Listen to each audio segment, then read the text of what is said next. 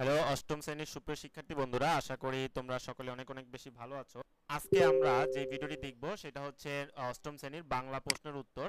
চলো আমরা উত্তরটি দেখে আসি। এই উত্তরে তোমাদের প্রশ্ন দেখাবো, সাথে সাথে উত্তরও দিয়ে দিব।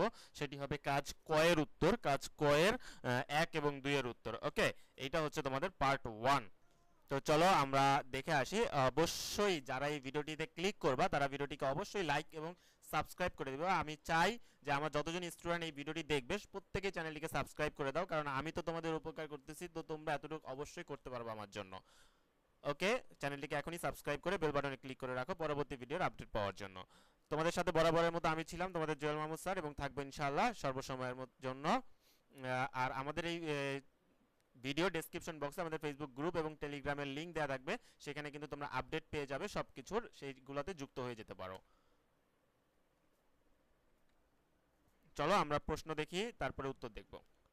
দেখো, এইটা হচ্ছে তোমাদের বাংলা প্রশ্ন, তাই না? তো এত কিছু পড়ার সময় নেই, যেহেতু সময় হয়ে গেছে। বৈঠককে সামনে রেখে এখানে একটা বৈঠকের কথা বলছে, সেখানে জোড়ায় আলোচনা করে কাজ কতে এই যে 1 এবং 2 নম্বরে অ্যান্সার করতে হবে। এখানে কিছু প্রশ্ন তোমাদেরকে দিয়ে দিয়েছে, এই প্রশ্নের আলোকে অ্যান্সারগুলো আমি তৈরি করে রেখেছি, সো টেনশনের কোনো কারণই নেই। চলো আমরা চলে যাই। দেখো, এটা হচ্ছে তোমাদের অ্যান্সার শিট।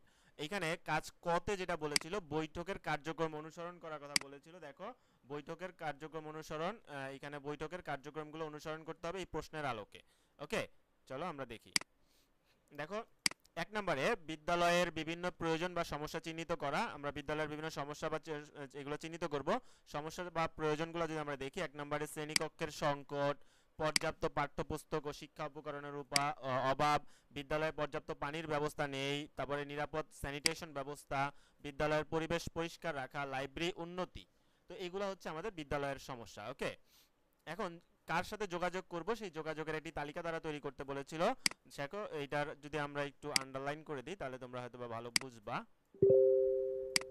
ওকে, এটা হচ্ছে 2 নাম্বার টপিকস। আমরা প্রধান শিক্ষকের সাথে যোগাযোগ করতে পারি, শ্রেণী শিক্ষকগণের সাথে যোগাযোগ করতে পারি, বিদ্যালয়ের পরিচালনা পর্ষদ ম্যানেজিং কমিটি যারা ম্যানেজমেন্টে থাকে তাদের সাথে যোগাযোগ করতে পারি, এবং অভিভাবক কমিটি যারা থাকে তাদের সাথেও যোগাযোগ করতে পারি এই বিষয়টি নিয়ে।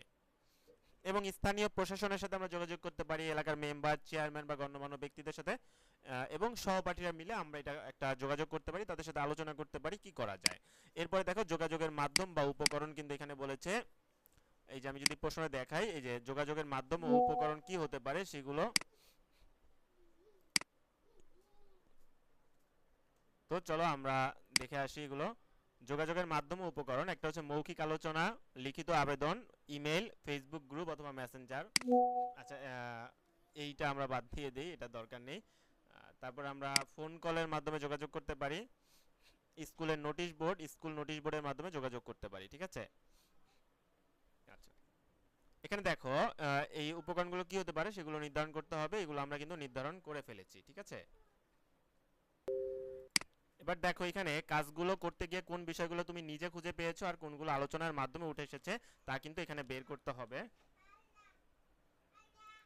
দেখো, এই যে নিজস্ব পর্যবেক্ষণে আমি কি পেয়েছি, শ্রেণীকক্ষের সংকট ও পর্যাপ্ত পাঠ্যপুস্তক ও শিক্ষা উপকরণের অভাব রয়েছে, এবং আলোচনার মাধ্যমে পাওয়া গিয়েছে বিদ্যালয়ে পর্যাপ্ত পানির ব্যবস্থা নেই, নিরাপদ স্যানিটেশন ব্যবস্থার অভাব, বিদ্যালয়ের পরিবেশ পরিষ্কার রাখা এবং লাইব্রেরির উন্নতি, এগুলো প্রয়োজন। ঠিক আছে, এবার দেখো আমরা হচ্ছে 2 নাম্বার যেই প্রশ্নটি আছে, 2 নাম্বার তালিকা থেকে যে কোনো একটি প্রয়োজন বা সমস্যা নিয়ে দুটি যোগাযোগের নমুনা তৈরি করতে বলছে।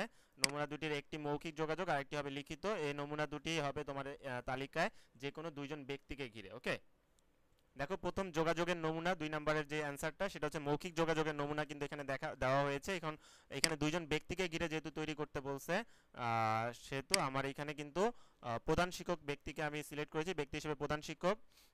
তারপর পর্যবেক্ষণ, শ্রেণীকক্ষের সংকট নিয়ে সহপাঠীতে আলোচনায় জানা গেল অন্য কক্ষগুলোতে অতিরিক্ত শিক্ষার্থী বসানোর কারণে পড়ালেখায় ব্যাঘাত ঘটছে।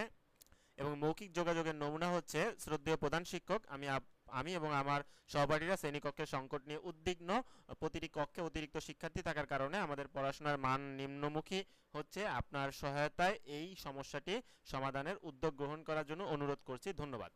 লিখিত যোগাযোগের একটি নমুনা দেখো, এটা হচ্ছে আমরা মৌখিকভাবে গিয়ে প্রধান শিক্ষককে বলতে পারি। লিখিত যোগাযোগ, বিদ্যালয় পরিচালনা পর্ষদের সদস্যের সাথে আমরা যোগাযোগ করব। পর্যবেক্ষণ, লাইব্রেরির উন্নতির জন্য সহপাঠীর পরামর্শ অনুযায়ী একটি সমস্যা চিহ্নিত করা হয়েছে। লিখিত ও যোগাযোগের নমুনা দেখো, এখন নমুনাটি হচ্ছে এরকম, লিখিত যোগাযোগের নমুনা। প্রিয় সদস্য, শিরোনাম হচ্ছে বিদ্যালয় লাইব্রেরি উন্নয়নের জন্য আবেদন। জনাব, আমরা বিদ্যালয়ের শিক্ষার্থীরা বিশ্বাস করি যে একটি উন্নত লাইব্রেরি আমাদের শিক্ষার মান উন্নত করতে সহায়ক হবে। বর্তমানে লাইব্রেরিতে পর্যাপ্ত বইয়ের অভাব এবং বসার স্থান কম থাকার কারণে আমরা প্রয়োজনীয় সেবা পাচ্ছি না। আমরা বিনীতভাবে অনুরোধ করছি আপনার সহায়তায় লাইব্রেরির বইয়ের সংখ্যা বৃদ্ধি ও স্থান প্রসারণের উদ্যোগ নেওয়া হবে। এখানে ধন্যবাদ আনতে ওয়ালিদ জামান, পাগলা উচ্চ বিদ্যালয়ের শিক্ষার্থীদের পক্ষে, বা তো এখানে তোমার স্কুলের নাম তুমি বসাই দিবা, ঠিক আছে? ওকে, এই হচ্ছে ব্যাপার। এইভাবে তোমরা করতে পারো। এইভাবে যদি তোমরা করো আমার এই দেখানো পদ্ধতিতে, তাহলে কিন্তু তোমাদের এই যে কাজ একের যে কাজ কয়ের যে ঝামেলা 1 2 এটা কিন্তু শেষ হয়ে যাবে। তাহলে তোমরা আশা করি তোমরা সবকিছু করে ফেলেছো এবং তোমরা নোট করে ফেলেছো। আর ঝটপট আমাদের ফেসবুক গ্রুপে জয়েন হয়ে যাও এবং আমাদের টেলিগ্রাম চ্যানেলও যুক্ত হও। আর অবশ্যই বলবো তোমাদেরকে আমার চ্যানেলটিকে অবশ্যই তোমরা সাবস্ক্রাইব করে তোমাদের বন্ধুদের সাথে শেয়ার করে রাখবে। ইনশাআল্লাহ আমি এতটুকু তোমাদের কাছে এক্সপেক্ট করতেই পারি। ওকে, আজকের মতো বিদায় নিচ্ছি এবং এতক্ষণ ধরে আমার সাথে থাকার জন্য ধন্যবাদ। পরবর্তী ভিডিওতে দেখা হবে তোমাদের সাথে। আল্লাহ হাফেজ।